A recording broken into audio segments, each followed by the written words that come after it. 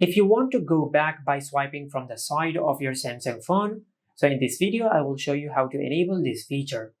First of all, just go to Settings, then tap on Display. In the display settings, you will find the option of navigation bar. Just tap on it. Now from here, instead of buttons, just select Swipe Gestures. Now after you select Swipe Gestures, the navigation buttons on your Samsung phone will disappear and they will be replaced by Swipe Gestures. Now from here, you can go back by swiping from the sides of your Samsung phone. Just like that. And you can go to your home screen by swiping up from the bottom of the screen.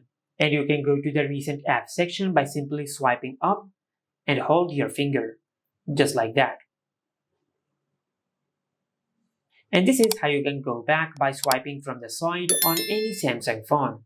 Make sure to like, comment, and subscribe. Thank you for watching.